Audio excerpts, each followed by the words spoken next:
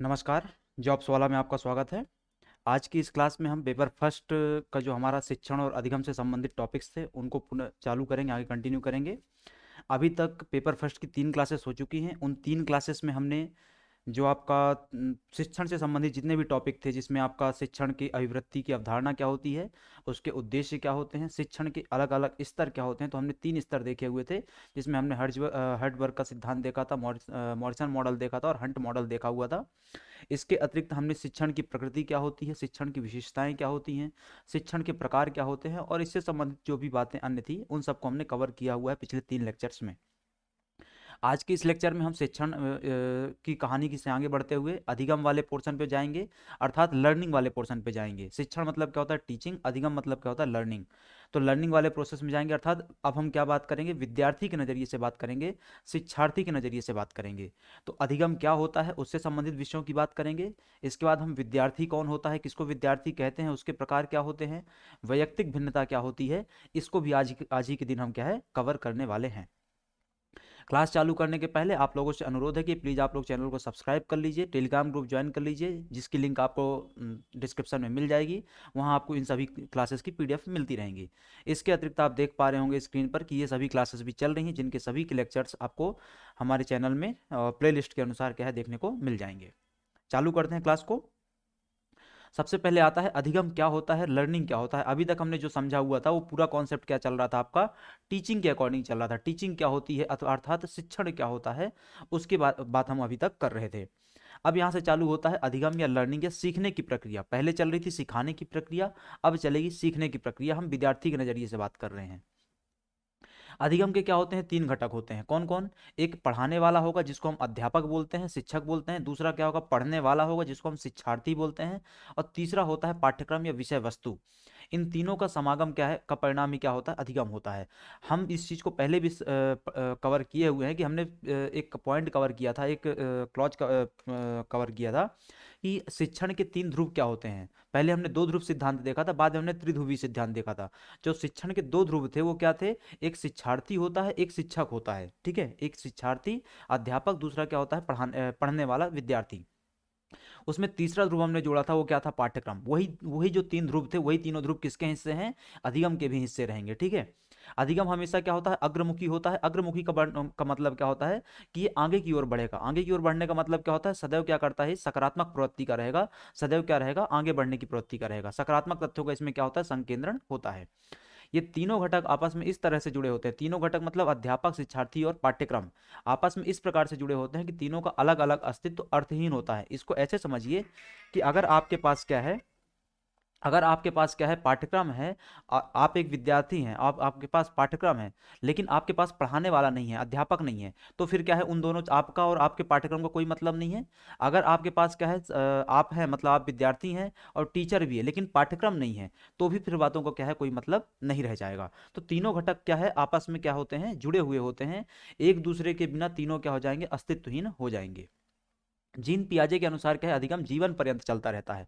जो सीखने की प्रक्रिया है, हम बोलते हैं ना कि जो सीखने की प्रक्रिया है वो कब तक चलती है, मृत्यु की सैया तक चलती है, मरने के समय तक चलती है। मतलब ये क्या है, जब तक जीवन है तब तक सीखने की प्रक्रिया चलती रहेगी। हम मृत्यु के क्षण तक, अंतिम क्षण तक क्या करते हैं, जीवन के अंतिम क्षण तक क्या करते हैं, सीखते चले जाते हैं।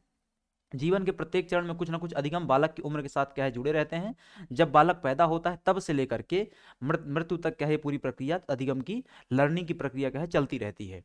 अधिगम के परिणाम स्वरूप ही बालक के ज्ञान में न केवल स्थायित्व आता है, बल्कि वह चुनौतियों का सामना करने में सक्षम होता है। हम चुनौतियों और दूसरा जो आप सोच रहे हैं उसका भी सामना करने में तब सक्षम हो पाते हैं जब क्या आता है हमारे जीवन में, अधिगम की प्रक्रिया के माध्यम से एक स्थायित्व आता है, ज्ञान का स्थायित्व आता है। इसकी वास्तविक उपलब्धि शिक्षण कार्यों के समय दिखाई देती है, क्योंकि अंततः अधिगम का शीर्ष शिक्षक ही होता है। एक पूरी प्रक्रिया चलती है, पूरी प्रक्रिया में क्या होता है, सर्वोच्च स्तर पे से अधिगम में कौन रहेगा, टीचर रहेगा। शिक्षण की प्रक्रिया में भी और अधिगम की प्रक्रिया में भी सर्वोच्च स्तर पे सदैव कौन रहेगा, टीचर रहेगा, शिक्षक रहेगा। अधिगम का शीर्ष शिक्षक होता है, जो अपने से नीचे के भाग अर्थात शिक्षार्थी एवं विषय वस्तु के सामंजस्य को सफल बनाते हुए अधिगम को आगे बढ़ाता है। तो ये एक सामंजस्य होता है। हमने पीछे भी पढ़ा कि इन तीनों के बीच अर्थात अध्यापक, शिक्षार्थी और पाठ्यक्रम के बीच एक सामंजस्य होता है, सह अस्तित्व होता है। ये तीनों निरर्थ सेपरेटली अगर रहेंगे तो इनका कोई अस्तित्व नहीं रहेगा। इनको तीनों को एक दूसरे के साथ ही क्या है, चलना पड़ेगा, गति करनी पड़ेगी। अब हम देखते हैं अधिगम की परिभाषाएं क्या होती हैं, लर्निंग की परिभाषाएं क्या होती हैं। गेट्स क्या अनुसार क्या है, गेट्स महोदय बोलते हैं कि अनुभव अनुभव के द्वारा व्यवहार में होने वाला परिवर्तन को सीखना या अधिगम अधिगम कहते हैं। आपके अनुभव से आप अपने सांसारिक जीवन में जो अनुभव अर्जित करते हैं और उस अनुभव अर्जित किए गए अनुभव से आपके व्यवहार में जो परिवर्तन आता है उसको अधिगम कहते हैं। ये किसने बताया, गेट्स ने बताया। गेट्स के अनुसार क्या है, आप जो अनुभव करते हैं उस अनुभव के आधार पे आपके व्यवहार में, आपकी क्रिया में जो परिवर्तन आता है, उस क्रिया को, उस आए व्यवहार में परिवर्तन को क्या कहते हैं, सीखना कहते हैं, अधिगम कहते हैं। पहला। पॉल के अनुसार क्या है, पॉल क्या बोलते हैं, यहाँ पाल नहीं पॉल आएगा। पॉल के अनुसार क्या है, अधिगम व्यक्ति में एक परिवर्तन है जो उसके वातावरण के परिवर्तनों के अनुसार होता है। वातावरण के परिवर्तन मतलब आपके व्यवहार में परिवर्तन आ रहा है। वातावरण के परिवर्तन मतलब आपके व्यवहार में परिवर्तन आ रहा है। तो दोनों लगभग क्या है, एक ही बात कर रहे हैं, बस अलग शब्दों में कर रहे हैं। क्रो एंड क्रो के अनुसार क्या है, सीखने के अंतर्गत आदतें, ज्ञान तथा व्यवहार को ग्रहण करना शामिल होता है। क्रो एंड क्रो इस बारे में क्या बोलते हैं, सीखने के अंतर्गत आदतें, ज्ञान तथा व्यवहार को क्या है, ग्रहण करना शामिल होता है। अब आते हैं हम अधिगम की विशेषताओं पर। तो अधिगम की विशेषताओं का मतलब क्या होता है, तो अधिगम से सृजनशीलता को बढ़ावा मिलता है। अधिगम से सृजनशीलता को बढ़ावा कैसे मिलता है, जैसे आप अपने जीवन में पढ़ाई कर रहे हैं, आप अपने जीवन में कुछ सीख रहे हैं, तो सीखने के पश्चात क्या करेंगे, आप कुछ नव निर्माण करेंगे ना, कुछ अपने जीवन के लिए नव निर्माण करेंगे, अपने समाज के लिए, अपने देश के लिए क्या है, कुछ नवनिर्मित चीज़ों का नव निर्माण करेंगे। सृजन की प्रक्रिया को आप क्या करेंगे, आगे बढ़ाएंगे सीखने के पश्चात। कोई स्किल सीखी आपने, कोई स्किल को क्या किया, अधिगमित किया आपने, तो वहां से फिर क्या करेंगे, कुछ सृजन करेंगे। तो इस प्रकार से उसको समझ सकते हैं। अधिगम बालक की अध्येयता के बीच जीवन के प्रत्येक पक्ष को क्या करता है, प्रभावित करता है। बालक की अध्येयता के जीवन के प्रत्येक पक्ष को, मतलब क्या है, जो पढ़ रहा है उसके जीवन के प्रत्येक पहलू को क्या करेगा, अधिगम प्रभावित करता है। क्यों, क्योंकि हम अपने जीवन में जो कुछ नया सीखते जाते हैं उसके अनुसार क्या करते जाते हैं, हम अपने व्यवहार में, अपनी क्रिया में परिवर्तन करते जाते हैं। इसके बाद है अधिगम एक सार्वभौमिक प्रक्रिया है। संसार का प्रत्येक बच्चा अधिगम करता है, संसार का प्रत्येक प्राणी अधिगम करता है। इसको ऐसे बोल सकते हैं, प्रत्येक प्राणी का मतलब क्या होता है कि प्रत्येक जो मानव है, प्रत्येक जो मनुष्य है, वो क्या कर रहा है, अधिगम की प्रक्रिया से गुजरता ही गुजरता है। वो अधिगम की प्रक्रिया औपचारिक हो सकती है, अनौपचारिक हो सकती है, किसी भी माध्यम से हो सकती है, उससे फर्क नहीं पड़ता है। फर्क इस चीज से पड़ता है कि हर व्यक्ति कुछ ना कुछ क्या है, अपने जीवन में सीखता ही रहता है। अधिगम की प्रक्रिया एक समान नहीं होती, अर्थात किसी बालक में अधिगम तीव्र तो कुछ में क्या होता है, धीमी गति से होता है। कोई किसी टॉपिक को एक बार में पढ़ के ही सीख जाता है, कोई किसी टॉपिक को 5 बार में पढ़ के सीखता है, कोई किसी टॉपिक को 10 बार में भी पढ़ के नहीं सीख पाता है। ठीक है, तो सबकी प्रक्रिया क्या होती है, अलग अलग होती है। आगे अभी हम इसी क्लास में वैयक्तिक भिन्नता के टॉपिक को पढ़ेंगे। ठीक है, तो जो वैयक्तिक भिन्नता का टॉपिक है वो इसी प्रक्रिया को क्या करता है, डिफाइन करता है। ये जो सबका स्तर अलग अलग होता है, इस चीज को क्या करेगा, वो बताएगा। अधिगम हमेशा अग्रवर्ती होता है। पीछे की स्लाइड में हमने इस चीज को देखा, अर्थात ऐसा नहीं है कि बालक जो पिछले दिन सीखता है, अगले दिन या अन्य दिन पूर्ण रूपेण भूल जाता है। आपने 5वीं कक्षा में जो पढ़ा था, 10वीं कक्षा में जो पढ़ा था, आपने 10वीं कक्षा में पढ़ा था कि अम्ल क्या होता है, आपने 10वीं कक्षा में पढ़ा रहा होगा अब किसी भी विषय के बारे में कुछ भी, तो क्या आप आज उसको भूल गए हैं, ऐसा नहीं होता है। ठीक है, वो थोड़ा बहुत अवश्य सीखता है और फिर वहीं आगे से बढ़ता रहता है। ठीक है, ये पहले हम सोचते थे कि 10वीं कक्षा में जाए, 11वीं कक्षा में जाएंगे तो 10वीं कक्षा का पूरा भूल जाएंगे, 10वीं कक्षा में जाएंगे तो 9वीं कक्षा का पूरा भूल जाएंगे। ये तब हम सोचते थे जब हमको क्या लगता था कि पढ़ना क्या होता है, एक बोझिल काम होता है। ठीक है, तो हम इस प्रकार से उसको सोचते थे, पर ऐसा होता नहीं है। हमको 10वीं कक्षा, 11वीं कक्षा सब कुछ याद रहेगा, आज भी याद रहेगा। ऐसा नहीं कि पूर्ण रूपेण याद रहेगा, लेकिन ऐसा है, अवश्य है कि पूर्ण रूपेण आप भूलेंगे नहीं, कुछ ना कुछ अंशतः आपको याद रहेगा, 5%, 10%। अधिगम हमेशा स्थानांतरित होता है, शिक्षा से शिक्षार्थी, शिक्षार्थी से अन्य शिक्षार्थी, यही क्रम आगे चलता रहता है। आप कोचिंग में आज कुछ सीख करके आते हैं, आप स्कूल में, कॉलेज में आज कुछ सीख करके आते हैं, फिर आपका दोस्त शाम को बोलता है कि यार मैं कॉलेज, कोचिंग, स्कूल नहीं गया था, आज तू मुझे पढ़ा दे। ठीक है, तो जो चीज आपने सीखी थी वो आपने अपने दोस्त को पढ़ा दी। मतलब अधिगम क्या हो रहा है, हस्तांतरित हो रहा है, स्थानांतरित हो रहा है। ठीक है, मतलब क्या हो रहा है, उसका ट्रांसफर हो रहा है। अधिगम की प्रक्रिया क्या हो रही है, स्थानांतरित हो रही है। अधिगम हमेशा लक्ष्य उन्मुख होता है, सबका लक्ष्य फिक्स होता है कि कहाँ किसको जाना है, उसका क्या लक्ष्य है, उसका क्या उद्देश्य है, उसको पाने के लिए क्या करता है, वो उस अधिगम की प्रक्रिया के माध्यम से प्रयास करता रहता है। कि आप तैयारी क्यों कर रहे हैं, आप इस चीज को क्यों पढ़ रहे हैं, क्योंकि आपका एक लक्ष्य है कि आपको ये पर्टिकुलर एग्जाम क्या है, क्रैक करना है, निकालना है। इसलिए आप क्या कर रहे हैं, पहले से लक्ष्य तय करके आगे बढ़ रहे हैं इस अधिगम की प्रक्रिया के माध्यम से, अर्थात ये क्या है, अग्रवर्ती है। अधिगम से सकारात्मक विकास को क्या मिलता है? बल मिलता है। पॉइंट सामान्य सा है। अधिगम हमेशा ऊपर से नीचे की ओर तरफ सीखने क्रम में और नीचे से ऊपर सीखने क्रम का क्या है? पालन करता है। हमने समझा हुआ था इस चीज को। शिक्षक सदैव ऊपर रहेगा, वो क्या करता है? अपने ज्ञान को नीचे हस्तांतरित करता रहता है। अधिगम में बालक की समस्त इंद्रियां और कर्मेंद्रियां एकजुट होकर के कार्य करती हैं, तभी प्रतिफल क्या है? सकारात्मक होता है। तो ये बात भी सही है कि हम जब पढ़ रहे होते हैं, अगर हम पूरी तन्मयता से पूरे कंसंट्रेशन के साथ पढ़ते हैं, तो ये बात पक्की मान के चलिए कि आपकी पूरी जो ज्ञानेंद्रियां हैं वो सब उस समय उसी कार्य में क्या होंगी? पूरी फोकस रहती हैं। इससे होता क्या है? आपका जो वो आता है, परिणाम आता है, वो सदैव सकारात्मक आता है। जो प्रतिफल आता है वो कैसा आता है? पॉजिटिव आता है। तो ये क्या थी? एक प्रक्रिया थी अधिगम की। अब हम आते हैं इस प्रक्रिया में इन्वॉल्व जो व्यक्ति रहता है, उस प्रक्रिया में इन्वॉल्व कौन व्यक्ति रहता है? दो व्यक्ति रहते हैं। कौन? शिक्षक। और दूसरा कौन रहता है? विद्यार्थी। और तीसरी चीज होती है पाठ्यक्रम। तो अभी सबसे पहले हम बात करते हैं शिक्षार्थी की, हम बात करते हैं अधिगम कर्ता की। तो अध्येता, इसी को क्या बोलते हैं? अध्येता बोलते हैं। अध्येता का अर्थ अध्ययन करने वाला। जो अध्ययन करता है वो अध्येता है। अध्ययन कौन करता है? शिक्षार्थी करता है, लर्नर करता है, अधिगम करता है, विद्यार्थी करता है। ठीक है। तो अध्येता का अर्थ क्या है? अध्ययन करने वाला। अध्येता को शिक्षार्थी, विद्यार्थी, अधिगम करता आदि नाम दिए गए हैं। अध्येता ही शिक्षण का क्या होता है? केंद्र बिंदु होता है। हम पढ़ा क्यों रहे हैं? आप पढ़ क्यों रहे हैं? इतने विद्यालय चल क्यों रहे हैं? कॉलेज क्यों चल रहे हैं? आदि आदि चीजें जो शिक्षण संस्थान वो क्यों चल रहे हैं? क्यों? क्योंकि उसका केंद्र बिंदु कौन है? विद्यार्थी है। विद्यार्थी को हमको क्या करना है? आगे लेकर के जाना है, उसका विकास करना है। इसलिए सब संस्थान क्या है? चल रहे हैं। केंद्र बिंदु हमेशा शिक्षण का वही रहेगा। पूरी व्यवस्था का केंद्र बिंदु वही रहेगा। अधिगम का केंद्र बिंदु वही रहेगा। शिक्षण की प्रारंभिक प्रक्रिया में अध्येता अपरिपक्व अवस्था में होता है। ऐसा तो नहीं है ना कि जब आप समझिए कि आपने एक डिग्री कोर्स में एडमिशन लिया, मान के चलते हैं कि आपने एमबीए कोर्स में एडमिशन लिया, तो ऐसा तो नहीं है ना कि जो एमबीए कोर्स अगर 2 साल की डिग्री है, उदाहरण के लिए बात करें, तो आपने 2 साल में जो प्रक्रिया में सीखने वाले हैं, क्या आप एडमिशन लेते ही सब कुछ सीख जाएंगे? ऐसा तो नहीं होता बिल्कुल।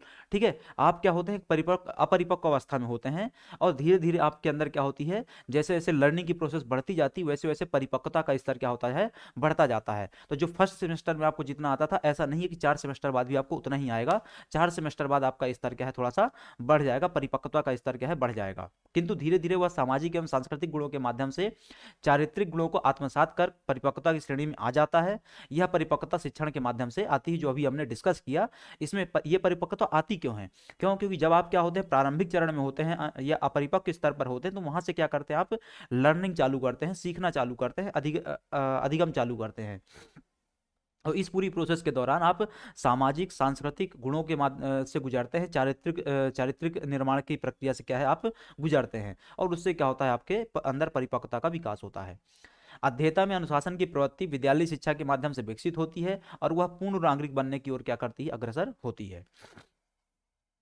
शिक्षार्थियों का वर्गीकरण करें अगर हम, तो शिक्षार्थियों को हम अधिगम प्रारूप के आधार पर बांट सकते हैं, श्रवण के आधार पर बांट सकते हैं, वैचारिकता के आधार पर बांट सकते हैं, और रचनात्मक दृष्टिकोण के आधार पर हम बांट सकते हैं। तो 4 आधारों पर हम क्या करेंगे? शिक्षार्थियों को, विद्यार्थियों को बांट सकते हैं। अब इन 4 आधारों को हम क्या है? थोड़ा सा ब्रीफ में एक बार देखने का प्रयास करते हैं। सबसे पहले आते हैं अधिगम प्रारूप के आधार पर। अधिगम प्रारूप के आधार पर का मतलब क्या होता है? कि अधिगम एक ऐसी प्रक्रिया जिसके माध्यम से शिक्षार्थी विद्या को ग्रहण करता है। इस चीज को हमने डिस्कस कर लिया। इस संदर्भ में दृश्य संबंधी शिक्षण के लिए चित्र और प्रदर्शन, श्रवण संबंधी अधिगम के लिए शब्द और ध्वनि, जो लोग देख सकते हैं उनके लिए क्या किया जाता है? स्लाइड्स में चित्र लगाए जाते हैं, प्रदर्शनियां लगाई जाती हैं, मतलब वो छोटे छोटे कुछ कंटेंट प्ले किए जाएंगे। जो लोग सिर्फ श्रवण श्रवण के माध्यम से लेते हैं अधिगम, उनके लिए क्या किया जाता है? ध्वनियां प्ले की जाती हैं। उनके लिए क्या है? शब्दों का प्रयोग किया जाता है। सहज ज्ञान संबंधी अधिगम के लिए अंतर्दृष्टि और आंतरिक अनुभूति, अगमनात्मक अधिगम के लिए तथ्यों से संबंधित अवधारणा को प्रस्तुत करना, निगमनात्मक अधिगम के लिए अवधारणा से तथ्यों की ओर जाना, सक्रिय अधिगम के लिए भौतिक गतिविधियां, चिंतनशील अधिगम के लिए विचार विमर्श, आत्मनिरीक्षण, क्रमिक अधिगम के लिए संबंधित चरणों की श्रृंखला में वैश्विक स्तर पर अधिगम प्राप्त करने के लिए समग्र दृष्टिकोण की आवश्यकता पड़ती है। इसको सामान्य शब्दों में समझिए आप ऐसा कि सामने वाला व्यक्ति किस प्रक्रिया के माध्यम से सीखना चाह रहा है। सामने वाला व्यक्ति दृश्य प्रक्रिया के माध्यम से सीखना चाह रहा है, तो उसके अनुसार हम प्रोवाइड करेंगे उसको जो ढांचा रहेगा शिक्षण का। अगर श्रव्य प्रक्रिया के माध्यम से सीखना चाह रहा है, तो उसको वैसा प्रोवाइड करेंगे। अगर उसको पूरे विश्व की जानकारी चाहिए, तो हम एक संपूर्ण दृष्टिकोण के साथ उसको बात बात प्रस्तुत करेंगे। अगर वो सक्रिय अधिगम में इन्वॉल्व होना चाहता है, तो हम उसको क्या करेंगे? फिजिकल एक्टिविटीज में शामिल करवाएंगे। तो उसकी डिमांड के अनुसार क्या करते हैं? हम हमारे अधिगम की प्रारूप को बदलते रहते हैं। दूसरा आता है श्रवण के आधार पर। श्रवण के आधार पर शिक्षार्थी का वर्गीकरण उनकी श्रवण क्षमता के अनुसार किया जाता है। जैसे कुछ शिक्षार्थी बेहतर श्रवण करते हैं, कुछ श्रवण के माध्यम से दूसरे व्यक्ति को समझने का प्रयत्न करते हैं। कुछ शिक्षार्थियों की अधिगम व्यवस्था मूल्यांकन परक एवं आलोचनात्मक होती है। साथ ही ऐसे शिक्षार्थी किसी की संदेश परिशुद्धता, सार्थकता, उपयोगिता का सक्रिय मूल्यांकन करते हैं। तो इसको ऐसे समझिए कि श्रवण के आधार पर शिक्षार्थियों का वर्गीकरण कैसे करते हैं हम, तो उनकी क्षमता के अनुसार, उनकी सुनने की क्षमता कैसी है, श्रवण क्षमता कैसी है, उसके अनुसार कहते हैं। जैसे जो विद्यार्थी बेहतर, कुछ विद्यार्थी बेहतर श्रवण करते हैं और कुछ विद्यार्थियों कुछ श्रवण के माध्यम से दूसरे व्यक्तियों को समझने का क्या करते हैं, प्रयास करते हैं। और कुछ विद्यार्थियों की अधिगम व्यवस्था मूल्यांकन परक एवं आलोचनात्मक भी देखने को मिलती है। इसके अतिरिक्त शिक्षार्थियों में कुछ ऐसे भी होते हैं जिनकी श्रवण शक्ति सराहनीय होती है। वे जानकारी के ऐसे स्वरूप का विश्लेषण करते हैं जो भावनात्मक रूप से उद्दीप्त करने वाली, उद्दीप्त का मतलब क्या होता है कि एक क्या करना, कौतूहल, एक कौतूहल उत्पन्न कर देना या चैतन्यता लेकर के आ जाना, उस चीज को क्या है, हम जानते हैं। नेक्स्ट आता है आपका वैचारिकता के आधार पर। वैचारिकता के आधार पर अगर बात करें तो शिक्षार्थियों की मानसिक अवस्था के आधार पर उन्हें कई श्रेणियों में बांटा जाता है। जैसे चिंतनशील शिक्षार्थी प्रत्येक तथ्य की गहराई तक पड़ताल करते हैं तथा बिना तर्क के किसी भी जानकारी या तथ्य को स्वीकार नहीं करते हैं। तो यहाँ पे वैचारिकता का मतलब ये नहीं होता है कि आप वामपंथी हैं और दक्षिणपंथी हैं और आप सेंट्रलिस्ट हैं, इस सब से कोई मतलब नहीं है। यहाँ वैचारिकता का मतलब क्या होता है कि कोई चिंतन की प्रक्रिया से गुजारता है उस चीज़ को, कोई उस चीज़ को चिंतन की प्रक्रिया से नहीं गुजारता। उस चीज़ मतलब ज्ञान की हम बात कर रहे हैं। तो जैसे चिंतनशील विद्यार्थी प्रत्येक तथ्य की क्या करेगा, गहराई से जांच करेगा, उसका परीक्षण करेगा, तर्क के आधार पर उसको देखेगा, उसके बाद उसको स्वीकार करना है या नहीं करना है, फिर वो डिसाइड करता है। इसी तरह रचनात्मक भी शिक्षार्थी भी होते हैं जो प्रत्येक समस्या का समाधान अपने तरीके से अपने तरीके से करने में क्या है, विश्वास करते हैं। इसके अतिरिक्त व्यवहारिक शिक्षार्थी सदैव तथ्यात्मक जानकारी में क्या करता है, विश्वास रखता है। जो व्यवहारिक शिक्षार्थी रहेगा वो सदैव तथ्यात्मक जानकारी में क्या करेगा, विश्वास रखेगा। वे वस्तुनिष्ठ विचारधारा वाले होते हैं। क्या होते हैं वो, वस्तुनिष्ठ विचारधारा वाले होते हैं। पहला क्या हुआ, चिंतनशील विद्यार्थी होगा, चिंतन करता है। दूसरा होता है रचनात्मक विद्यार्थी। रचनात्मक विद्यार्थी क्या करेगा, समस्या का समाधान ढूंढने का प्रयास करता है, विश्वास करता है। इसके अतिरिक्त होता है तीसरा व्यवहारिक विद्यार्थी, वो क्या करता है, तथ्यात्मक जानकारी में विश्वास करता है। चौथा आता है वस्तुनिष्ठ विचारधारा वाला। वस्तुनिष्ठ विचारधारा जो कि क्या होता है, व्यवहारिक नजरिए का ही होता है या व्यवहारिक शिक्षार्थी ही होता है। वे तब तक किसी बिंदु पर वस्तुतः प्रश्न का हल अपने तरीके से नहीं करते जब तक वे संतुष्ट नहीं हो जाते हैं। इन सभी प्रकार के शिक्षार्थियों में विचारशील शिक्षार्थी क्या होते हैं, सबसे क्या होते हैं, प्रखर देखने को मिलते हैं। तो सबसे पहले आपका चिंतनशील, जो चिंतन प्रक्रिया से गुजारेगा। रचनात्मक आया जो सृजन प्रक्रिया से गुजारेगा। व्यवहारिक आया जो वस्तुनिष्ठ तरीके से क्या करेगा, चीजों को देखेगा। और आखिरी में आता है विचारशील, जो कि क्या है, चारों में सबसे बेहतर होता है। जो विचारशील विद्यार्थी होता है वो हमेशा किसी बिंदु पर बृहद सोच के साथ क्या है, काम करता है। वे कभी भी फल में विश्वास नहीं करते बल्कि फल की प्राप्ति में लगी प्रक्रियाओं पर अपना ध्यान क्या है, केंद्रित करते हैं। तो वैचारिकता के आधार पर चार प्रकार के विद्यार्थी होते हैं, चिंतनशील, रचनात्मक, व्यवहारिक या वस्तुनिष्ठ, और आखिरी में आता है विचारशील। अब हम बात करते हैं रचनात्मक दृष्टि के आधार पर। रचनात्मकता के आधार पर विद्यार्थी को 5E के अंतर्गत समाहित करते हुए उसका मूल्यांकन किया जाता है। वो 5E में क्या क्या आते हैं, सबसे पहले आता है इंगेज। विद्यार्थी को क्या करना है, संलग्न करना है, उस प्रक्रिया में क्या करना, संलग्न करना। सबसे पहले विद्यार्थी को किसी कार्य अधिगम में क्या करना, समाहित करना, संलग्न करना। तो इंगेज करो सामने वाले व्यक्ति को। दूसरा होता है एक्सप्लोर। एक्सप्लोर का मतलब क्या होता है, उस चीज को क्या है, ज्यादा क्या है, विस्तृत तरीके से देखना, एक्सप्लोर करना, अन्वेषित करना। तो उसके बाद उसके सभी अवयवों को, अवयव मतलब क्या होता है, पक्ष। अवयव मतलब क्या होता है यहाँ पर, पक्ष। तो उसके सभी पक्षों को क्या करना, अवयवों को अन्वेषित करना। तीसरा आता है एक्सप्लेन, व्याख्या। ठीक है, हम 5E के बारे में चर्चा कर रहे हैं। 5E में पहला क्या हो जाता है, इंगेज। दूसरा होता है आपका एक्सप्लोर। तीसरा होता है एक्सप्लेन। चौथा आता है आपका इलेबोरेट। चौथा क्या आता है आपका, इलेबोरेट। इसका मतलब क्या होता है, विस्तार से चीजों को क्या है, समझना, कार्यों को समझना। और आखिरी में आता है इवेल्युएशन। हम क्या करेंगे, अब मूल्यांकन करेंगे। तो पहला क्या हो, संलग्न करना, अर्थात क्या करना, इंगेज करना सामने वाले विद्यार्थी को काम में। दूसरा होता है उसको अन्वेषित करना, अर्थात एक्सप्लोर करना। तीसरा आता है आपका एक्सप्लेन करना, अर्थात व्याख्या करना। चौथा आता है आपका इलेबोरेट करना, अर्थात ज्यादा विस्तार से बताना उसको। और पांचवा आता है आखिरी में मूल्यांकन करना, अर्थात इवेल्युएशन करना। तो 5E का कॉन्सेप्ट क्या होता है, रचनात्मक दृष्टि से हम विद्यार्थियों को इस प्रकार से डिवाइड करते हैं। अब आते हैं किशोर और वयस्क विद्यार्थियों की विशेषताएं क्या होती हैं। तो मानव विकास का अध्ययन शिक्षा मनोविज्ञान का महत्वपूर्ण अंग होता है। मानव विकास का अध्ययन शिक्षा मनोविज्ञान का महत्वपूर्ण अंग होता है। शिक्षक को बालक की अभिवृत्ति के साथ साथ उसमें होने वाले विभिन्न प्रकार के विकास तथा उसकी विशेषताओं का क्या है का होना महत्वपूर्ण माना जाता है। विकास की इन अवस्थाओं में 12 से 18 वर्ष तक की आयु के बालक को किशोर अवस्था की श्रेणी में रखा जाता है तथा 18 वर्ष से ऊपर के व्यक्ति या बालक को वयस्क कहा जाता है। सबसे पहले हम समझते हैं किशोर और वयस्क हैं कौन। ठीक है, तो जो विकास की हम अवस्था एक डिवाइड कर लेते हैं कि भाई 0 साल से जब बच्चा पैदा होता है और मृत्यु तक एक अलग अलग अवस्था चलती है, जिसमें हम उसी बालक को उसी जो बच्चा रहता है उसको कभी क्या बोलते हैं, शिशु बोलते हैं, कभी नवजात बोलते हैं, कभी वयस्क बोलते हैं, कभी किशोर बोलते हैं, कभी अन्य नाम से जानते हैं, प्रौढ़ नाम से जानते हैं। ठीक है, तो ये विकास की अलग अलग अवस्था के आधार पर हम आयु की अलग अलग अवस्था के आधार पर हम उसको अलग अलग नामों से जानते हैं, संबोधित करते हैं। सब हम यहाँ पे समझ रहे हैं अभी सिर्फ किशोर और वयस्क। तो जो 12 से 18 वर्ष की आयु होती है, 12 से 18 वर्ष की आयु का मतलब हम इस प्रकार से समझ सकते हैं कि जब क्या होता है, एक तरीके से वयस्कावस्था चालू होने के पहले का कालखंड जो रहता है, उस दौरान का जो टाइम पीरियड रहता है उसको हम क्या बोलते हैं, किशोरावस्था बोलते हैं। और 18 वर्ष से ऊपर की जो आयु रहती है उसको हम क्या बोलते हैं, वयस्कावस्था बोलते हैं। तो वयस्क के रूप में हम जानते हैं। इन दो आयु वर्गों के व्यक्तियों में सोच समझ आदि की प्रवृत्तियों में भिन्नता पाई जाती है। ये बात भी बिल्कुल सही है कि अगर आपका कोई छोटा भाई हो जो 18 साल से कम का हो, 14, 15, 16 साल का हो, तो उसके विचारों में, उसकी सोच में और आपकी सोच में भयंकर अंतर रहेगा। भयंकर अंतर क्यों रहेगा? क्योंकि अभी उसकी आयु कम है, उसका अनुभव कम है, उसका अधिगम की प्रक्रिया से वो कम गुजरा है। ठीक है, अतः शिक्षण के संबंध में इनकी शैक्षिक, सामाजिक, भावनात्मक, संज्ञानात्मक, व्यक्तिगत भिन्नताएं क्या है, भिन्न भिन्न प्रकार से होती हैं। तो अब हमको यहाँ पे दरअसल ये समझना है कि किशोर और वयस्क, किशोर जो बालक रहता है उसकी शैक्षिक, सामाजिक, भावनात्मक और संज्ञानात्मक और व्यक्तिगत भिन्नताएं किस किस प्रकार की रहेंगी, और साथ ही जो वयस्क व्यक्ति रहेगा, वयस्क बालक रहेगा, उसकी शैक्षिक, सामाजिक, भावनात्मक, संज्ञानात्मक, व्यक्तिगत भिन्नताएं किस प्रकार की रहने वाली हैं, इस बारे में अब हमको चर्चा करनी है। तो सबसे पहले आता है किशोर विद्यार्थियों की प्रमुख विशेषताएं। तो इसमें सबसे पहले है कि शैक्षिक विशेषताएं क्या आती हैं, एकेडमिक विशेषताएं क्या आती हैं। तो जो एकेडमिक लेवल पे जो वो रहता है, किशोर विद्यार्थी रहता है, वो स्वयं परीक्षण, निरीक्षण और विचार और तर्क करने की प्रवृत्ति उसके अंदर होती है। इसीलिए शिक्षण का स्वरूप भी मानसिक विकास, शारीरिक विकास, व्यक्तिगत भिन्नता के अनुरूप होना चाहिए, जिससे किशोर अध्येता उसे अपनी समझ के अनुरूप आसानी से क्या कर सके, ग्रहण कर सके। तो जो शैक्षिक स्टेज जो किशोरावस्था की शैक्षिक स्टेज रहती है, शैक्षिक विशेषता रहती है, उसमें परीक्षण, निरीक्षण, विचार करने और तर्क करने की उसके अंदर शक्ति होती है। इसीलिए क्या करना चाहिए, मानसिक, शारीरिक और व्यक्तिगत भिन्नता के अनुसार क्या है, विकास करने का प्रयास करना चाहिए। दूसरा आता है आपका सोशल अथवा सामाजिक विशेषता किशोर बालकों के लिए।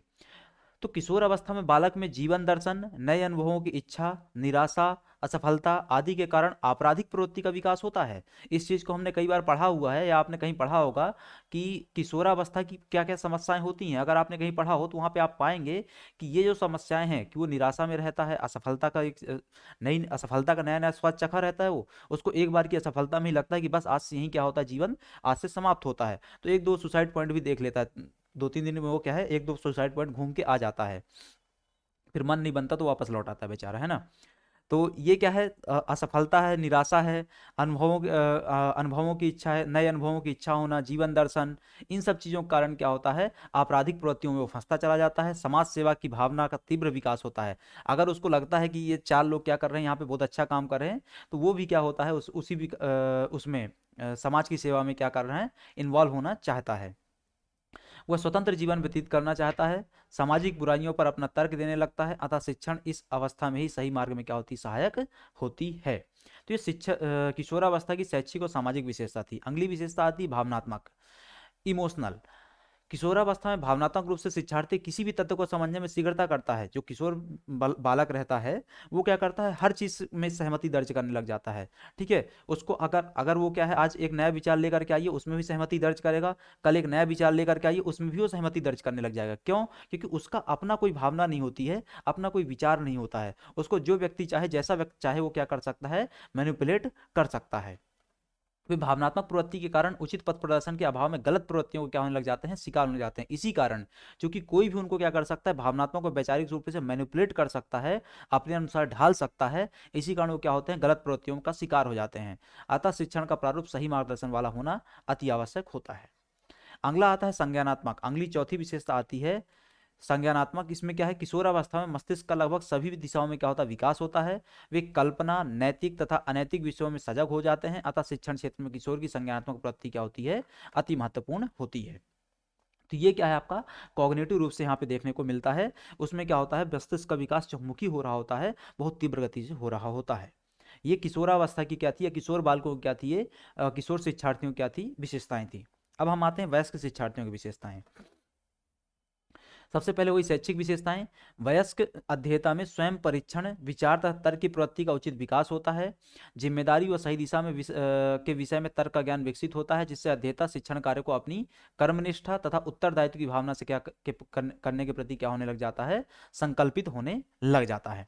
तो शैक्षणिक स्तर पर क्या हो जाता है, परीक्षण विचार करने की शक्ति आ जाती है, उचित विकास हो चुका होता है, जिम्मेदारी समझने लग जाता है, शिक्षण कार्य को बेहतर तरीके से कर्मनिष्ठ तरीके से वो क्या करता है, उत्तरदायित्व की भावना के साथ संपादित करता है, पहला।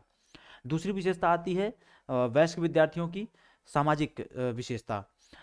तो वयस्क व्यक्ति सामाजिक परिवेश में अच्छी तरह से समावेशित हो जाता है। समावेशित होने का मतलब क्या होना, समाज का हिस्सा बन जाना, समाज के प्रत्येक क्रियाकलाप में क्या लेना, भागीदारी सुनिश्चित करना। इसको क्या बोलते हैं, इंक्लूसिवनेस। इसको क्या बोलते हैं, कंप्लीट पार्टिसिपेशन। आप समाज से और समाज आप से है, इस चीज को क्या हो जाना, एक हो जाना। इसमें वह सामाजिक रीति रिवाजों, परंपराओं आदि से बंध जाता है, अभी हमने डिस्कस किया। वह सामाजिक रीति रिवाजों पर उचित विचार, तर्क भविष्य के प्रभावों को देखते हुए देता है। समाज में जो भी मुद्दा चल रहा होता है, जो भी सामाजिक मुद्दा उठ करके आता है, उस पर वो विचार देता है अपने।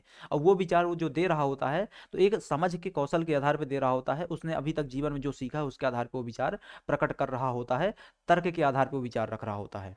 इसमें अपराध प्रवृत्ति पर अंकुश होता है। इस प्रकार वयस्क अध्येता सामाजिक जिम्मेदारी को निभाते हुए शिक्षण कार्य को निष्ठापूर्वक करने में क्या होता है, समर्थ होता है। तो आपने देखा कि पहले वाले में क्या था, इसको अंतर समझो थोड़ा सा, ठीक है।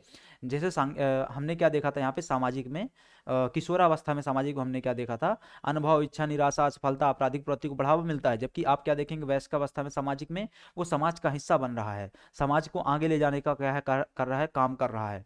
उसके अंदर आपराधिक प्रवृत्तियों से क्या होती है, मुक्ति होती है, ठीक है। वो तर्क के आधार पर क्या है, चीज़ों का परीक्षण करता है। तो आप ये देख पा रहे होंगे कैसे आपके अंदर क्या आता है, परिवर्तन आता है किशोरावस्था से वयस्कावस्था में जाने पर। फिर आता है आपका भावनात्मक।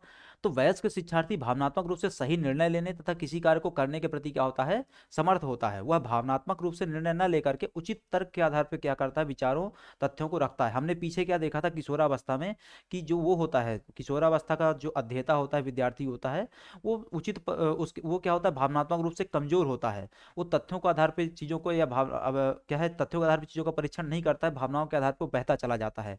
इसी कारण वो गलत प्रवृत्तियों में फंस जाता है, लोग उसको मैनिपुलेट कर लेते हैं।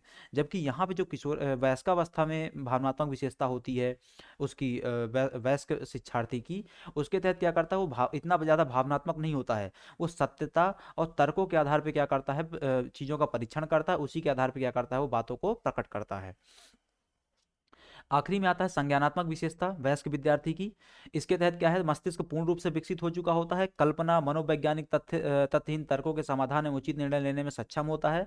इस प्रकार वयस्क अध्येता या शिक्षार्थी शिक्षण में भी संज्ञानात्मक निर्णय लेकर उचित निष्कर्ष प्रदान करता है। अतः वह धार्मिक, नैतिक, सामाजिक आदि शिक्षाओं व संबंधित प्रवृत्तियों को परखने में उचित मनोविज्ञान का क्या करता है, प्रयोग करता है। तो ये क्या होता है, आपका इमोशनल और कॉग्निटिव प्रकार की क्या हो जाती है, विशेषता हो जाती है। अब हम आगे चलते हैं वैयक्तिक भिन्नताओं पर। यहाँ से क्या होता है, आपका अधिगम वाला पोर्शन समाप्त होता है। यहाँ से क्या होता है, आपका अधिगम वाला पोर्शन समाप्त होता है। अब आता है वैयक्तिक भिन्नताएं क्या होती हैं, इसको समझते हैं। सबसे पहले आता है वैयक्तिक भिन्नता की बेसिक समझ के बारे में, कि प्रकृति का नियम है, प्रकृति का नियम है कि संसार में कोई भी दो व्यक्ति पूर्ण रूप से एक समान नहीं हो सकते हैं। जैसे बोलते हैं कि बच्चा जो होता है वो अपने माता पिता के समान होता है, ये सिर्फ क्या होता है, कुछ परसेंट की ही समानता होती है। सिर्फ क्या है, कुछ परसेंट की समानता होगी, कि किसी की नाक समान हो जाती है, किसी के बोलने का तरीका समान हो जाता है, और बाकी सब तो क्या रहने वाला है, भिन्न रहने वाला है, डिफरेंट रहने वाला है। तो इस पूरी दुनिया में 8 अरब लोगों में से कोई भी दो लोग एक समान कभी भी नहीं होंगे, एक समान कभी भी नहीं होंगे। अगर वो दिखने में समान है तो विचारों में भिन्नता होगी, अगर विचारों में समानता है तो दिखने में भिन्नता होगी, अगर दिखने में भी समानता है, विचारों में भी समानता है, तो किसी और चीज़ में क्या है, भिन्नता आ जाएगी। विभिन्नता के अगर जो प्रकार हैं हम आगे आने वाली स्लाइड्स में कवर करने वाले हैं। तो ये प्रकृति का नियम है, ये नेचुरल लॉ है, नेचर्स लॉ है कि कोई भी दो लोग कभी भी पूर्ण रूप से एक समान नहीं होंगे। पूर्ण रूप मतलब 100% सिमिलरिटी होनी चाहिए, वो ये कभी भी नहीं होगी। यहाँ तक कि जुड़वा बच्चों में भी किसी प्रकार की कोई समानता कई बार क्या हो जाती है, अनुपस्थित रहती है, और उसमें क्या है, असमानताएं पाई जाती हैं।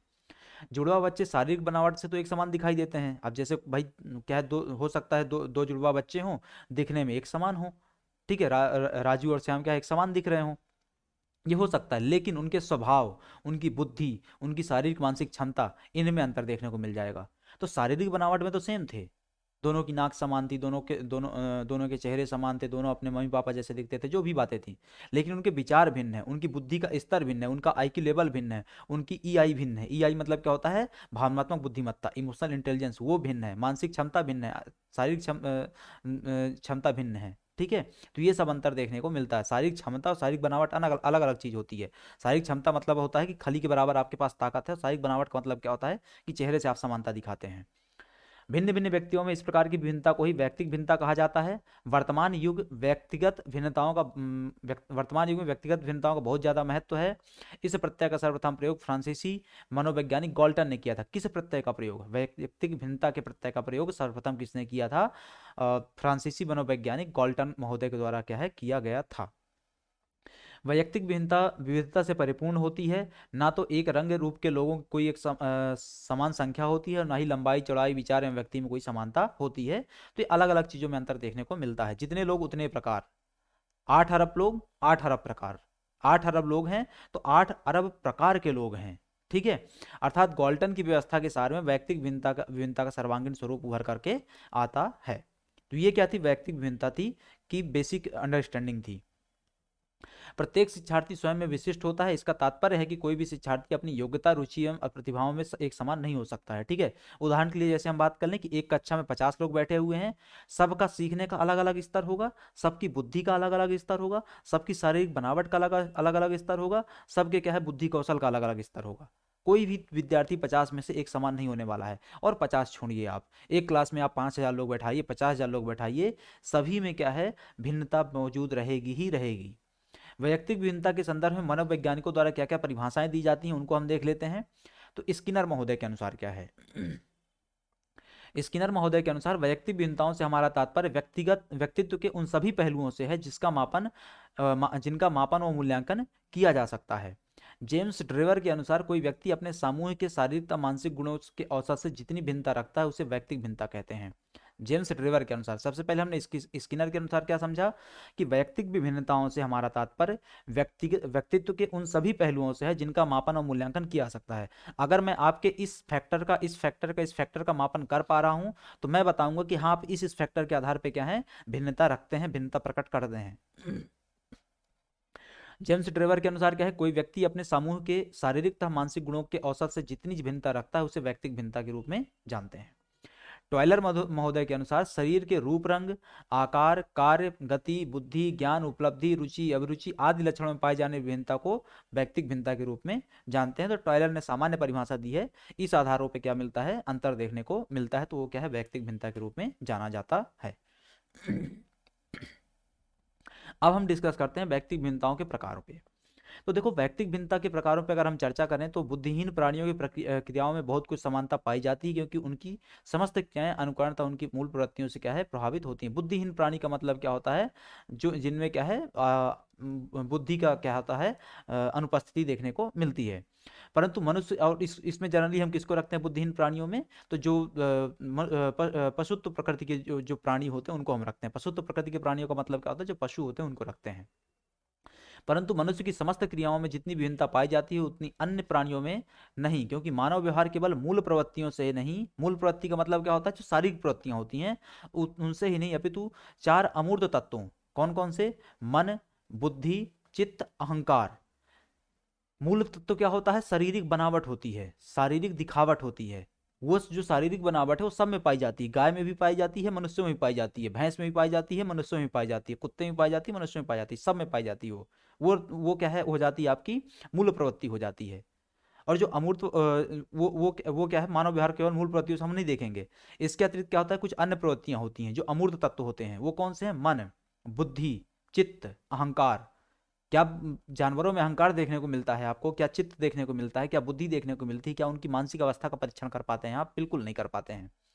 ठीक है, तो इन सभी के कारण क्या होता है, हम व्यक्तिगत भिन्नताओं को विभिन्न प्रकारों में डिवाइड करते हैं। सबसे पहला प्रकार आता है प्रजातीय प्रकार, स्पीसीज के आधार पर। शारीरिक प्रकार, जो बनावटी दिखावट है, शारीरिक दिखावट है वो। उसके अलावा बौद्धिक बुद्धि के स्तर पे, सामाजिक स्तर पे, किसी का सामाजिक मेल मिलाप ज़्यादा होगा, किसी का कम होगा। धार्मिकता के आधार पे, कोई हिंदू होगा, कोई ईसाई होगा, कोई मुस्लिम होगा। नैतिकता के आधार पे, कोई भ्रष्टाचार को अच्छा मानता हो, कोई बुरा मानता होगा। सांस्कृतिक के आधार पे कि आप भारतीय संस्कृति के, आप किसी और संस्कृति के हो सकते हैं। तो इस प्रकार से हम क्या करते हैं, व्यक्तिगत भिन्नता को डिवाइड करते हैं। पुनः इन विभिन्नताओं में भी कई उप विभिन्नताएं हो सकती हैं, जैसे शारीरिक विभिन्नताओं के रूप में रूप, रंग, आयु, लिंग आदि के रूप में। भाई आपने क्या किया, कोई काला है, कोई गोरा है, कोई भूरा है, तो रंग के आधार पे हो गया। कोई वयस्क है, कोई प्रौढ़ है, कोई बुजुर्ग है। ठीक है, कोई किशोर है, कोई बालक, कोई नवजात है, कोई शिशु है। आयु के आधार पे हो गया।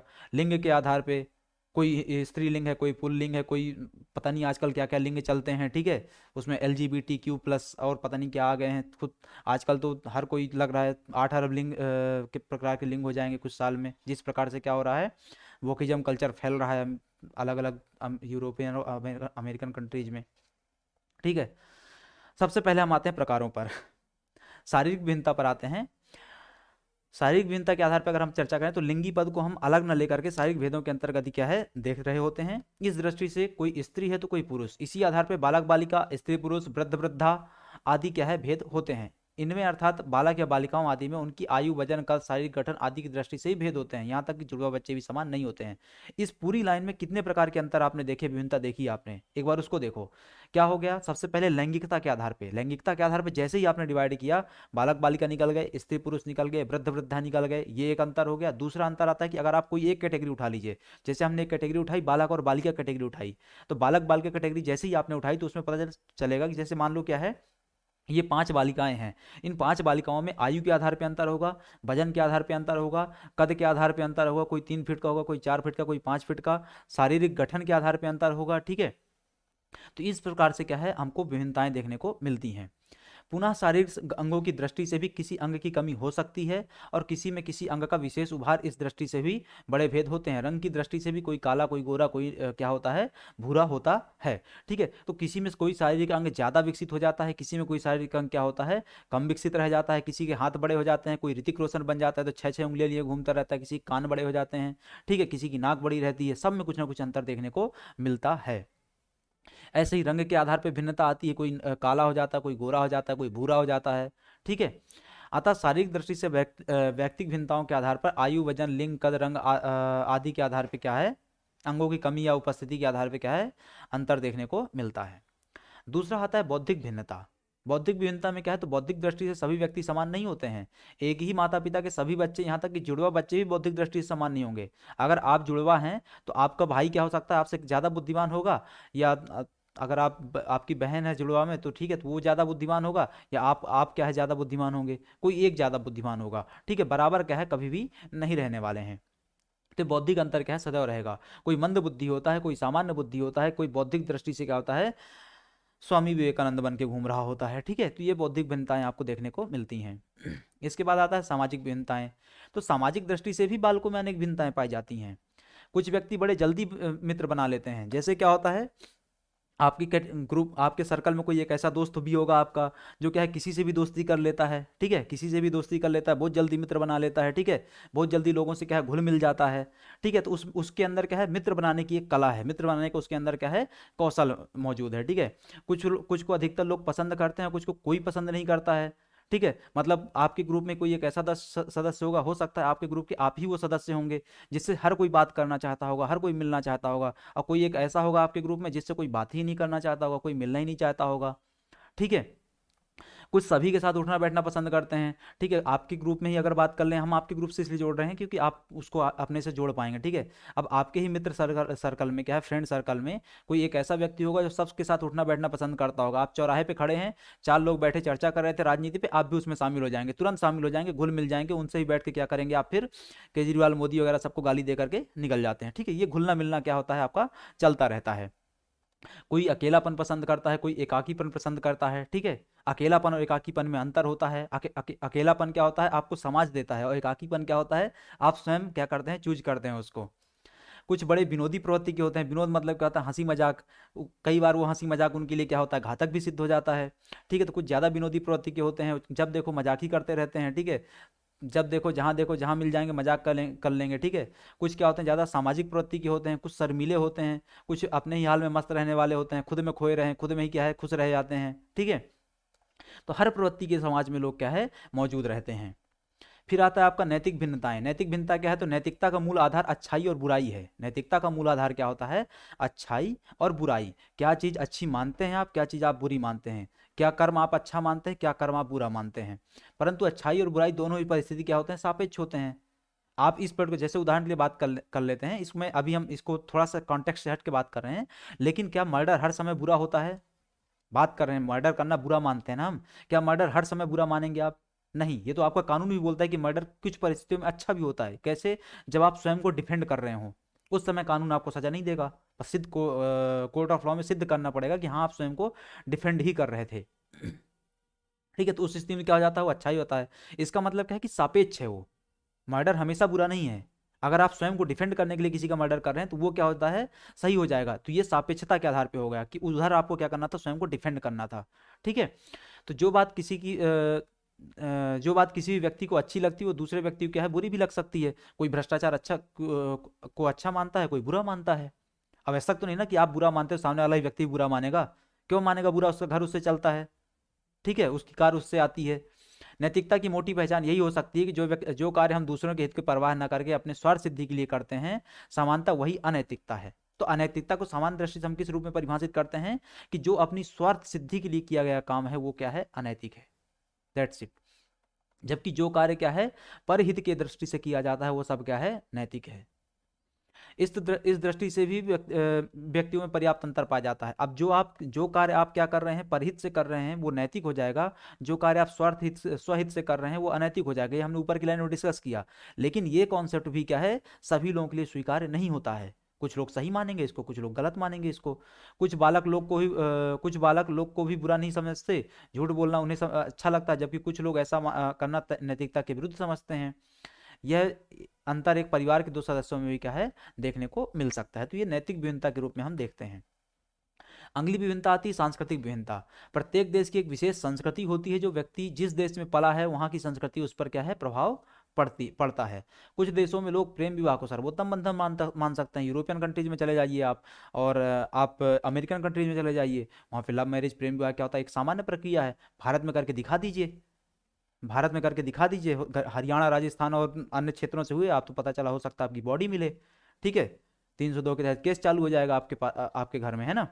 तो कुछ देशों में लोग प्रेम विवाह को सर्वोत्तम बंधन मान सकते हैं, जबकि हमारी भारतीय संस्कृति में पले हुए लोग इसको निकृष्टतम बंधन मानते हैं, ठीक है। तो हमारे यहाँ पे तो क्या है भैया, शादी.com में खोजना पड़ता है। भारतीय संस्कृति में पले हुए लोग माता पिता और बच्चों के प्रति क्या है, अपने कर्तव्य के लिए सजग होते हैं। उन्हें अन्य संस्कृति के लोग क्या है, वाले सभी लोग नहीं होते हैं। यह हमारी भारतीय संस्कृति का प्रभाव है। इस दृष्टि से व्यक्तियों की मान्यता और मूल्यों में अंतर होता है। तो संस्कृति के आधार पर विभिन्नता मतलब क्या है, अमेरिकन संस्कृति में कुछ और, अमेरिकन कल्चर में कुछ और चल रहा होगा, इंडियन कल्चर में कुछ और चल रहा होगा। वहाँ का खान पान, रहन सहन, पहनावा कुछ और होगा, हमारे यहाँ का कुछ और होगा। हमारे यहाँ पर ही अगर आप आ जाएंगे अलग अलग उसमें देखेंगे रीजन्स में, तो भी भारतीय संस्कृति में भी आंतरिक भिन्नता देखने को मिलेगी, ठीक है। कि जो विवाह की पद्धति तमिलनाडु में चल रही है, आवश्यक नहीं को हरियाणा में भी चल रही होगी। हरियाणा में विवाह होते हैं, देखना पड़ेगा, ठीक है, क्योंकि लिंग अनुपात कुछ ज़्यादा ही कम हो गया था, है ना। अब आते हैं प्रजाति विभिन्नता। प्रजाति विभिन्नता में क्या है कि प्रजाति से हमारा तात्पर्य वर्णगत ब्राह्मण, क्षत्रिय, वैश्य, शूद्रों से नहीं होता, अपितु उन प्रजातियों से होता है जो आदिकाल में थी और उनकी संतानें अभी भी क्या है, निरंतर चली आ रही हैं। इसमें क्या आता है, जैसे आर्य होते हैं, हूण होते हैं, शक होते हैं, अफ्रीकन में होप्सी होते हैं जो अति काले होते हैं, शीत प्रधान से देशों के लोग अति गोरे होते हैं, ठीक है। जैसे रसिया में चले जाओगे, पता नहीं एकदम गोरे चिट्टे लोग मिलेंगे, कुछ ज़्यादा ही गोरे चिट्टे मिलते हैं, ऐसा लगता है बस इसके शरीर से आज ही खून निकल आएगा, ठीक है। और अफ्रीका में चले जाओ, इतने ज़्यादा काले लोग मिलेंगे, तो समझ में नहीं आता है कि मेलाटोनिन कुछ ज़्यादा ही हो गया इनके शरीर में, है ना। मेलाटोनिन क्या है, कुछ ज़्यादा ही देखने को मिल जाता है उनके शरीर में। प्रजाति आधार पर काले गोरे रंग का भेद नहीं, अपितु उनकी मान्यताओं में भी भेद होता है। यही नहीं, एक ही देश में भी कई प्रकार की प्रजातियां हो सकती हैं। जैसे हम चले जाएं कहाँ, अमेरिका में चले जाएं तो वहाँ काले लोग भी मिलते हैं और गोरे लोग भी मिलते हैं। भारत में देख लो ना, भारत में चले जाओ, आप तमिलनाडु वाले क्षेत्र में चले जाओ, वहाँ पे मेलेटोनिन का लेवल बढ़ता चला जाता है, लोग काले होते चले जाते हैं। ठीक है, आप क्या आ जाओ बाकी सामान्य एक बड़े स्तर पर देखते रहो तो आपको किस प्रकार के लोग मिलते हैं, एक तरीके से ब्राउनिश पीपल मिलते हैं। ठीक है, तो इस प्रकार से भारत में भी अंतर देखने को मिलता है।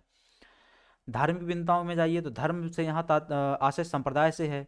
प्रचलित धर्म अर्थ में इसे जिसे हम धर्म कहते हैं वो वास्तव में धर्म ना होकर क्या होता है, संप्रदाय होता है। ठीक है, देखो इस ये क्या होता है, हम क्या बात करते हैं, भारतीय सनातन वैदिक संस्कृति में क्या है, धर्म का मतलब एक अलग होता है। धर्म मतलब क्या होता है, धार्ता इति धर्मा, जिन चीज़ों को, जिन धर्मों को, जिन गुणों को, जिन मूल्यों को हम क्या करते हैं अपने जीवन में धारण करते हैं, गुण और मूल्यों को धारण करते हैं, वो धर्म होता है। लेकिन एक लंबे कालखंड में हमने धर्म को किससे रिप्लेस कर दिया, या संप्रदाय की जगह हम क्या प्रयोग करने लग गए, धर्म शब्द का प्रयोग करने लग गए। रिलीजन शब्द के लिए हमने क्या प्रयोग करना चालू कर दिया, धर्म शब्द का प्रयोग करना चालू कर दिया। जबकि रिलीजन शब्द का असली मतलब क्या होता है, संप्रदाय होता है। धर्म तो क्या है, एक अलग ही चीज़ है, पर फिर भी हम अभी के लिए क्या मान के चल रहे हैं, धर्म का मतलब यहाँ पर रिलीजन मान के चल कर रहे हैं, उसके बारे में हम चर्चा कर रहे हैं। इस दृष्टि से भी लोगों में भेद होता है। जैन लोग चींटी तक को मारना क्या पाप समझते हैं, इसी कारण क्या होते हैं, दिगंबर जो होते हैं वो क्या करके चलते हैं, मुख को ढक करके चलते हैं, मुख में कपड़ा बांध करके चलते हैं, ताकि एक जीवाणु भी क्या है उनके श्वास के माध्यम से अंदर जा करके मरने ना पाए। कंदमूलों को क्या है, खाना उचित नहीं समझते, जबकि कुछ संप्रदायों में ऐसा कोई प्रतिबंध नहीं। कुछ संप्रदायों में क्या करते हैं, गाय काटते हैं, बकरी काटते हैं, खा जाते हैं। ठीक है, तो हर संप्रदाय की अपनी अपनी क्या होती है, एक अलग मान्यता होती है। बाकी सब, कोई संप्रदाय में क्या है, गाय को खाना उचित मानते, कोई संप्रदाय में गाय को पूजना उचित मानते हैं। ठीक है, तो ये धार्मिक मान्यताओं के आधार पर चलता रहता है। अब आते हैं हम व्यक्तिगत भिन्नताओं के कारण। व्यक्तिगत भिन्नताओं के कारण में क्या आता है, वंशानुक्रमण आता है। तो व्यक्तिगत भिन्नताओं का प्रमुख कारण क्या है, वंशानुक्रमण। वंशानुक्रमण का मतलब क्या होता है कि हमारे जो लक्षण हैं पीढ़ी दर पीढ़ी एक दूसरे में क्या हो रहे हैं, ट्रांसफर हो रहे हैं। हमारे माता पिता के लक्षण हम में आए, हमारे लक्षण हमारे बच्चों में जाएंगे। ठीक है, वंशानुक्रमण के इस कारण के प्रमुख समर्थक कौन माने जाते हैं, तब रूसो, पियर्सन, टर्मन, गाल्टन। ठीक है, इन्होंने अपने प्रयोगों द्वारा सिद्ध कर दिया है कि व्यक्ति की शारीरिक और मानसिक भिन्नता का विशिष्ट कारण क्या है, वंशानुक्रमण है। हम हमारी शारीरिक बनावट में हमारे माता पिता के समान हैं, हमारे बच्चे हमारी शारीरिक बनावट में हमारे समान होने वाले हैं, होंगे अगर हुए तो। ठीक है, तो ये सब क्या होता है, वंशानुक्रमण के कारण होता है, जिसको रूसो, पियर्सन, टर्मन, गाल्टन के द्वारा समर्थन दिया जाता है। एक संतति से दूसरी संतति में पैतृक गुणों के संक्रमण के फलस्वरूप ही प्राणी भिन्नता दृष्टिगोचर होती है। तो ये संतति होती है, जो एक पीढ़ी से दूसरी पीढ़ी में जो हस्तांतरण हो रहा है जीन के माध्यम से गुणों का, उसी कारण क्या होता है, प्राणी भिन्नता देखने को मिलती है। यही कारण है कि स्वस्थ और बुद्धिमान माता पिता की संतान भी स्वस्थ और बुद्धिमान होती है। सचिन का बेटा सचिन जैसा दिखता है, ऋतिक का बेटा ऋतिक जैसा दिखता है। इसी कारण जो मूवी आई थी विकी डोनर, है ना, उसमें क्या बोला जाता था कि सचिन के जैसा क्या चाहिए हमको, बच्चा चाहिए, ऋतिक रोशन के जैसा बच्चा चाहिए। इसीलिए इसी कारण क्या किया जाता था, विकी डोनर क्या करता था, डोनेट करता था, ताकि उसके जैसा बच्चा क्या है, हष्टपुष्ट, स्वस्थ और बुद्धिमान पैदा हो। शारीरिक विकास की बात करते हैं। शारीरिक विकास में तो विभिन्न व्यक्तियों में लंबाई, भार, शारीरिक संरचना तथा विभिन्न शारीरिक अंगों की विकास की गति और मात्रा में व्यक्तिगत भिन्नता के कारण क्या है, अंतर देखने को मिलता है। तो शारीरिक विकास में क्या के कारण भी व्यक्तिगत भिन्नता आती है, कैसे, किसी की लंबाई, किसी का भार, किसी की शारीरिक बनावट, किसी का शारीरिक अंगों का विकास, सबका अलग अलग स्तर होता है, उसके कारण भी आता है। आयु सामान्यता। ठीक है, इसका मतलब क्या है कि आयु प्रत्येक बालक की बुद्धि, योग्यता, शारीरिक सामर्थ्य, परिपक्वता आदि में अंतर उत्पन्न कर देती है। भाई जो व्यक्ति क्या है 12 साल का है, जो व्यक्ति 25 साल का है, जो व्यक्ति क्या है 45 साल का, 3 लोग रखिए आप, एक 15 साल का रखिए, एक 25 साल का रखिए, एक 35 साल का रखिए, तीनों की शारीरिक बनावट में अंतर रहेगा ना। तीनों के शरीर का भार अलग रहेगा, तीनों के शरीर की लंबाई अलग रहेगी, तीनों के शरीर के सामर्थ्य अलग रहेगा, परिपक्वता अलग रहेगी शरीर की। ठीक है, तो ये सब अंतर देखने को मिलता है आयु के कारण। स्वभाव कैसे, तो चिकित्सा शास्त्रियों ने स्वभाव के कारण मनुष्य में अंतर माना है, क्योंकि कोई व्यक्ति स्वभाव से तेज होता है, कोई सुस्त होता है, कोई क्रियाशील होता है, कोई निष्क्रिय होता है। ठीक है, आपके घर में कोई एक ऐसा सदस्य होगा जो हर समय क्या बना रहता होगा, निष्क्रिय बना रहता होगा। घर में वो आग लग जाए, हंगामा हो जाए, कुछ हो जाए, उसको फर्क ही नहीं पड़ता है। और एक ऐसा होगा थोड़ा सा भी यहाँ वहाँ कुछ हो जाए, वो सिर पे पहाड़ उठा लेगा। ऐसा लगता है कि बस बस वही सबसे ज़्यादा क्या है, उस कार्य के लिए उत्तरदायी है, योग्य है, वही करेगा सब कुछ। साम्यगात्मक स्थिरता में आता है। साम्यगात्मक स्थिरता के तहत कैसे प्रभावित करती है व्यक्तिगत भिन्नता को, तो प्रत्येक अनेक शारीरिक, मानसिक और परिवेश जनित कारणों के कारण भिन्न भिन्न व्यक्तियों की साम्यगात्मक स्थिरता में अंतर होता है। इससे व्यक्तियों के स्वभाव में भी क्या अंतर देखने को मिलता है।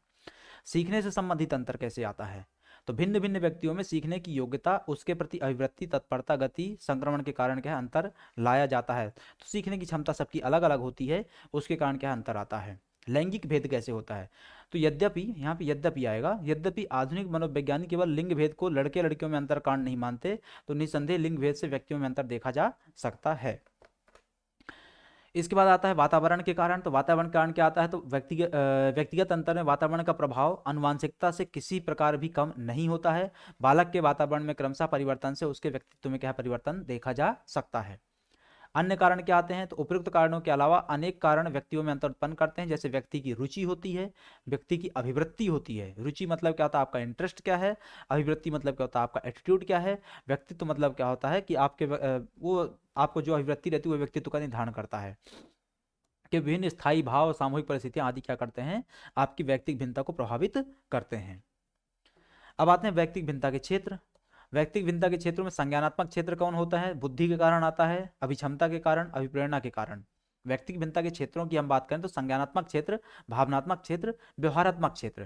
संज्ञानात्मक क्षेत्र में बुद्धि, अभिक्षमता और अभिप्रेरणा आती है। भावनात्मक क्षेत्र में मनोवृत्ति आती है, संवेग आते हैं। संवेग मतलब क्या होता है कि आपके विचारों को का जो प्रवाह है, भावनाएं हैं वो आते हैं। संवेग मतलब भावना बोल सकते हैं अभी के लिए। व्यवहारात्मक और क्रियात्मक पक्ष की अगर बात करें तो शारीरिक क्रिया, सहन शक्ति और मांसपेशियां, ये सभी चीजें क्या होते हैं, व्यक्तिगत भिन्नता के क्षेत्र होते हैं। मांसपेशियों में अंतर देखने को मिलेगा, सहन शक्ति में अंतर देखने को मिलेगा, शारीरिक क्रिया में अंतर देखने को मिलेगा, संवेगों में अंतर देखने को मिलेगा, मनोवृत्ति में अंतर देखने को मिलेगा। इस प्रकार से व्यक्तियों में क्या है, इन आधारों पर अंतर देखने को मिलता है, इन क्षेत्रों में अंतर देखने को मिलता है। अब आते हैं व्यक्तिगत भिन्नता की विशेषताएं क्या होती हैं। इन पर आनुवांशिक तथा वातावरण का प्रभाव होता है। सभी व्यक्ति एक दूसरे से भिन्न होते हैं। आनुवांशिक और वातावरण का प्रभाव होता है, हमने देखा वंशानुक्रमण, हमने देखा वातावरण, व्यक्ति दूसरे से भिन्न होते हैं। 50% समानता हो सकती है। विभेदीय दर क्या होता है, तो शारीरिक मानसिक विकास अलग अलग उम्र में अलग अलग होता है। सीखने की विभेदीय दर में अगर बात करें तो व्यक्ति की बुद्धि लब्धि पर क्या है, निर्भर करता है। बुद्धि लब्धि मतलब क्या होता है, आईक्यू। बुद्धि लब्धि मतलब क्या होता है, आईक्यू किस व्यक्ति का कितना है, इंटेलिजेंस कोशेंट कितना है, उसके आधार पर क्या करते हैं, सीखने की क्षमता डिपेंड करती है। अब आते हैं हम परीक्षण कैसे करें, किसकी व्यक्तिगत भिन्नता कितनी है, हम कैसे इसको जानें। तो इसके लिए बुद्धि परीक्षण कर लो। बुद्धि परीक्षण कैसे करोगे, तो आईक्यू लेवल पता कर लो। बुद्धि परीक्षण कैसे करोगे, तो सामने वाले व्यक्ति का आईक्यू लेवल पता कर लो, उसके आधार पर क्या कर सकते हो, आप बुद्धि परीक्षण कर सकते हो। दूसरा होता है संवेग परीक्षण किया जाता है। संवेग परीक्षण कैसे करोगे, तो उसके लिए सामयिक बुद्धि के माध्यम से कर लो। सामयिक बुद्धि क्या होती है, तो बुद्धि और संवेग, संवेग मतलब क्या होता है, भावना। तो बुद्धि और भावना का समन्वय ही क्या कहलाता है, सामयिक बुद्धि कहलाती है। भावनात्मक बुद्धि इसको बोलते हैं, इसको क्या बोलते हैं, भावनात्मक बुद्धि बोलते हैं। इंग्लिश में इसको बोलते हैं इमोशनल इंटेलिजेंस, ईआई के नाम से हम इसको क्या है जानते हैं। लोगों की सफलता में ऐसा माना जाता है, इसको डेनियल गोलमैन मॉडल के आधार पर हम इसको मानते हैं कि लोगों की सफलता में आईक्यू से ज्यादा योगदान किसका होता है, ईआई का होता है, भावनात्मक बुद्धि का होता है। कभी समय मिलेगा तो हम इसको पढ़ेंगे। अभिक्षमता परीक्षण उदाहरण जैसे कि सीसेट हो जाता है आपका। उपलब्धि परीक्षण किया जाता है कि विभिन्न विषयों में प्रश्न पूछ लो भाई। इसके अलावा सामूहिक आलेख पत्र द्वारा क्या है, इन सब विषयों में क्या है जान लो, उनके बारे में विचार लिखवा करके जान लो। इन सब विधियों के माध्यम से क्या कर सकते हैं, आप सामने वाले व्यक्ति की वैयक्तिक भिन्नता का परीक्षण कर सकते हैं, जान सकते हैं। अब आते हैं शिक्षा के क्षेत्र में व्यक्तिगत भिन्नता। हम अल्टीमेटली व्यक्तिगत भिन्नता अभी जो पढ़ रहे थे, अब उसको हमको शिक्षा के क्षेत्र में देखना, तभी तो हमारा क्या हो पाएगा, टॉपिक की सार्थकता हो पाएगी। शिक्षा के स्वरूप के आधार पर देखें तो मनोविज्ञान इस बात पर बल देता है कि बालकों की रुचियां, क्षमताओं, योग्यताओं आदि में अंतर होता है। हर बालक की रुचि अलग होगी, क्षमता अलग होगी, योग्यता अलग होगी। अतः सभी बालकों के लिए समान शिक्षा का आयोजन क्या होता है, सर्वथा अनुचित माना जाता है। सभी को एक ही पाठ्यक्रम में घसीटना क्या है, गधा की रेस कहलाती है, गधे की रेस कहलाती है। हमको क्या करना पड़ेगा, चूंकि सबकी भाई क्षमता अलग है, सबकी रुचि अलग है, सबकी योग्यता अलग है, तो हमको फिर क्या करना पड़ेगा, सबके लिए अलग अलग क्या करना चाहिए, एक प्रक्रिया बनानी चाहिए। इसी बात को ध्यान में रखते हुए मंदबुद्धि, पिछड़े हुए बालक तथा शारीरिक दोष वाले बालकों के लिए अलग अलग विद्यालयों में अलग अलग प्रकार की शिक्षण प्रशिक्षण की व्यवस्था की जाती है, जो निम्न प्रकार की है। किस प्रकार की है, तो व्यक्तिगत भिन्नता का ज्ञान शिक्षकों एवं विद्यालय प्रबंधनों कक्षा के वर्गीकरण में सहायता प्रदान करता है। व्यक्तिगत भिन्नता ज्ञान क्या करता है, सहायता प्रदान करता है वर्गीकरण में। ठीक है, कि भाई कोई व्यक्ति मंद बुद्धि है, कोई व्यक्ति क्या है ज्यादा होशियार है, कोई व्यक्ति क्या है शारीरिक रूप से अक्षम है, तो ये तो क्या हो गई, भिन्नता हो गई।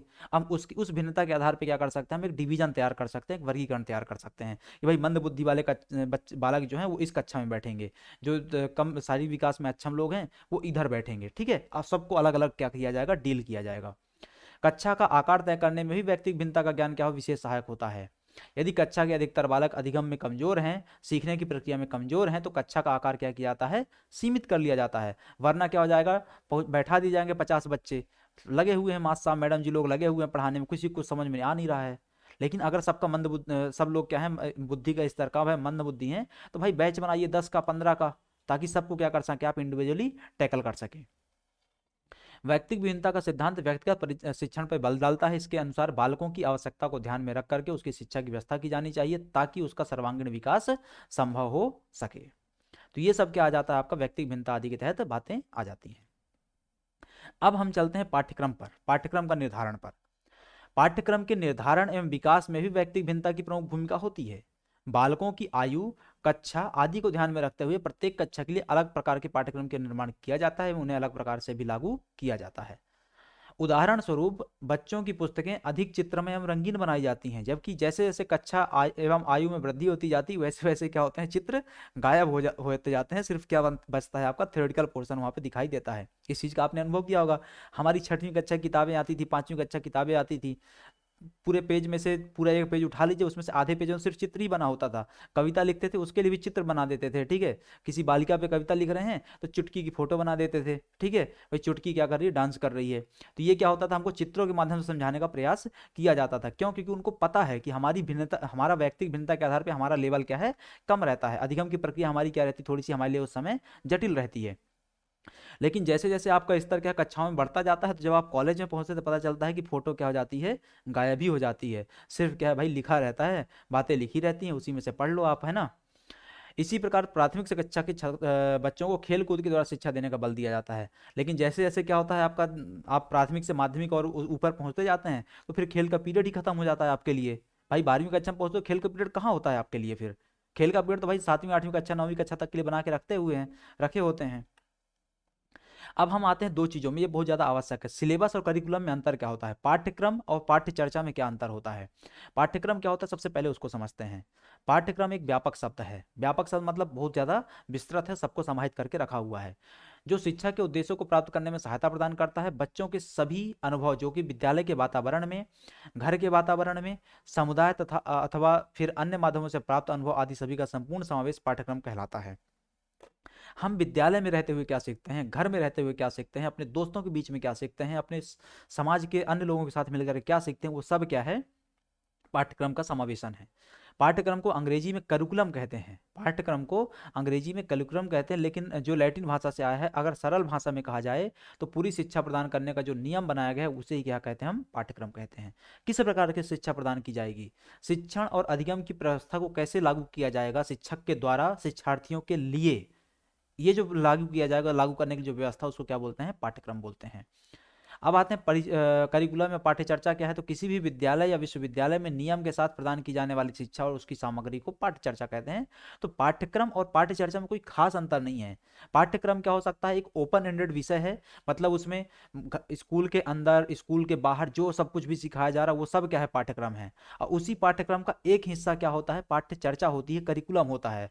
करिकुलम का मतलब क्या होता है कि जो एक नियम के तहत बनाया गया है, सरकार के एक विधान के तहत बनाया गया होगा, वो करिकुलम है, वो पाठ्य चर्चा है। और वो करिकुलम, वो पाठ्य चर्चा पाठ्यक्रम का ही क्या होता है, एक अंग होता है, ठीक है। तो इसको ऐसे समझो, इसको ऐसे समझो कि ये पूरा क्या है, पाठ्यक्रम है, ये पूरा क्या है, पाठ्यक्रम है, उसके एक हिस्से में कहीं क्या पढ़ा होगा, आपका करिकुलम पढ़ा होगा, पाठ्य चर्चा पढ़ी होगी, जो कि सरकार के किसी नियम कानून के तहत क्या किया गया होगा, विकसित किया गया होगा। इसके अलावा इस पाठ्यक्रम के अंतर्गत, करिकुलम के अलावा और क्या होगा, तो आप अपने घर में, परिवार में, समाज में, अन्य जगहों पे क्या जो भी सीख रहे हैं वो भी उसका पाठ्यक्रम का क्या हो जाता है, हिस्सा हो जाता है।